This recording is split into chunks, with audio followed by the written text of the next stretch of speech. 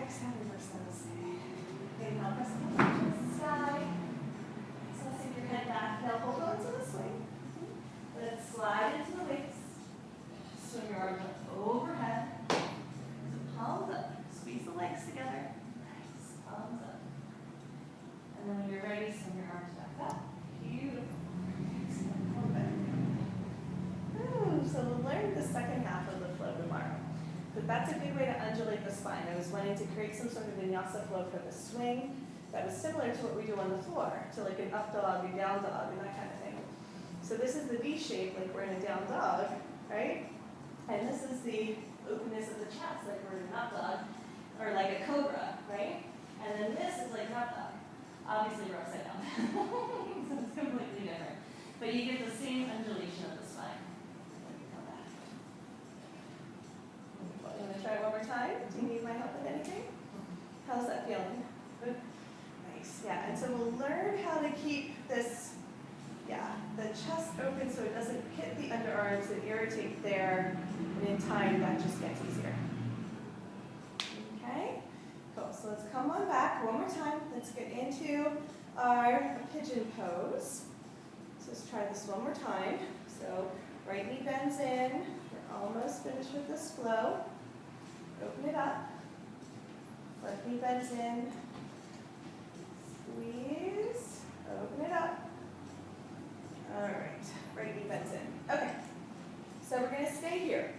So holding onto our leg with both hands, we're going to try to come into a quad stretch. What we do is we pull the knee in and we turn it over. So see if you can do it. Hold on to the leg loop the whole time.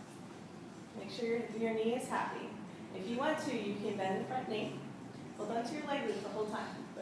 Oh, there. Yeah. You're a little. Hold on to your leg loop the whole time. Reach back. Yeah. This is your stabilizer. If you don't hold on, it gets a little wiggly. Good. And then if you can, pull yourself straight up and down. This is a more advanced pose. I don't always do this in a beginner sequence, as you can tell why. Okay, good. So hold on to both leg loops if you can. Good. This is our quad stretch. Okay. So let's try for our Ardha Sutta Virasana. We're going to lean back, let the left arm come up overhead, right? And you're, beautiful. Hold in tightly with your right arm so it's a nice hook. And then see if you can stretch the front of that right quad a little bit deeper. Should feel really good. The Virasanas can be really challenging on the ground. So as long as we keep the knee in nice and tight, it can feel supported. Okay, this is our little bonus. Beautiful, Deborah. So go ahead and come on back. So we pull the knee in towards center. Straighten out the legs. Take a moment to neutralize. So it's really important to hold on to the leg loop. So the first thing I do is I bend the left knee in. And I hold on. Then I let the knee come towards center and I turn it over. So keep holding on. And then I reach for the front leg loop too. So I have my stabilizers. Otherwise it gets a little wonky. So pull yourself up, straight up and down if you can. And are you just gauging, like, I notice as I'm dropping my hips, the more I drop them, the more of a stretch it is. So are you just following how far you drop? Well, that's the whole thing. Yeah, I call it making a wish. You let the hips kind of spread apart, and you get a deeper stretch. Just make sure the foot is flexed. It's okay to be like this too, and almost like a half pigeon, if it feels like it's too much, so that way there's more weight in the front leg. But that's why this is not a beginner sequence, right? This is our bonus. And then if you want to go a little bit further, you release your right hand, bring it up overhead, pull in strongly with the left elbow, and then you can lean back. Now, if anybody has knee discomfort, I won't go so deep into the poses, but notice we haven't really gotten a good quad stretch yet. We've stretched the back of the legs, we've stretched the hip. This is how we can get into the quad a little bit more. That was good. So a little bonus round, right? Okay, cool. Come out of it, we pull the knee back to center. And what we're going to do is we're going to wind up in our chilaxin. So chilaxin, there you go. You can just kind of fall into it. Chilaxin is where the leg loops are at the knees. We're going to clasp my hands behind our head. I'm going to just gently rock from side to side. This is where the swagger comes from. Let the elbows flare out wide as well. So in this pose, we can start to keep the hips heavy, heart open, and shift from side to side. So you push one knee down and then the other knee down. So this is our #1 relaxation pose.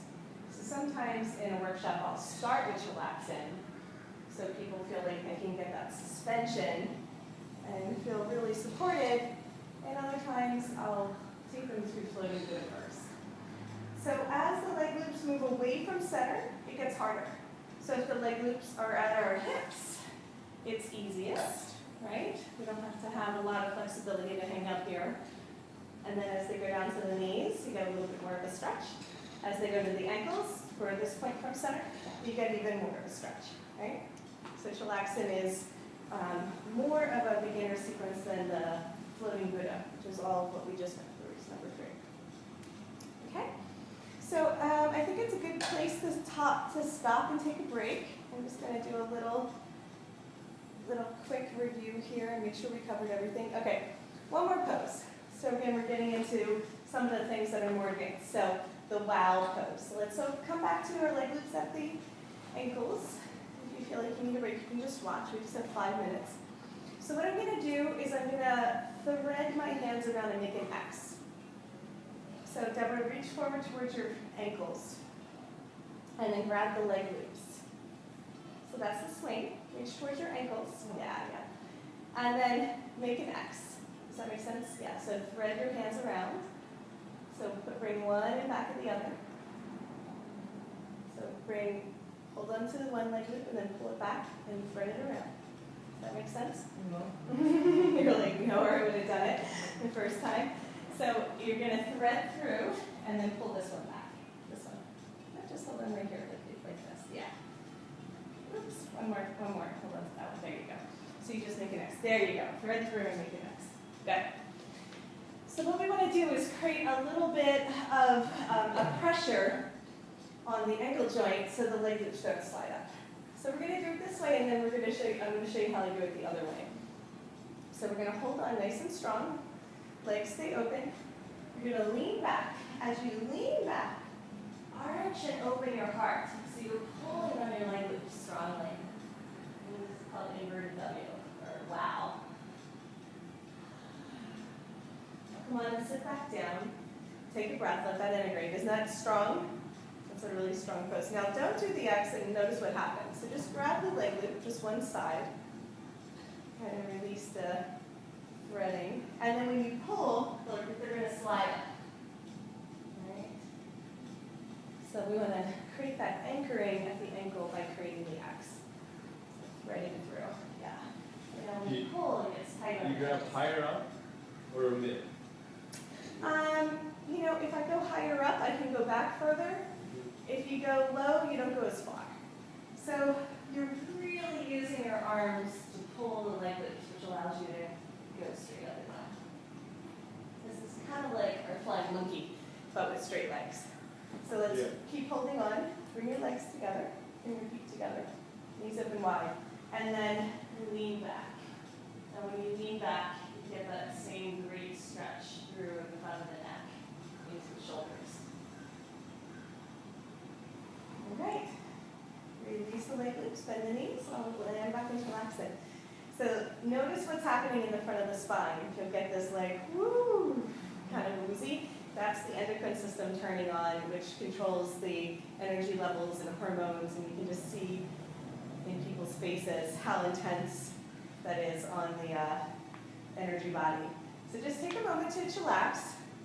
We're going to just take 2 minutes of hanging up here, and then we're going to have a nice half-hour break. Have a light bite to eat.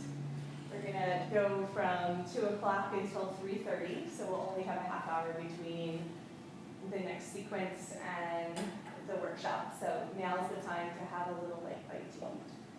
And then we'll come back and finish up number 4 and then do a little bit of restorative.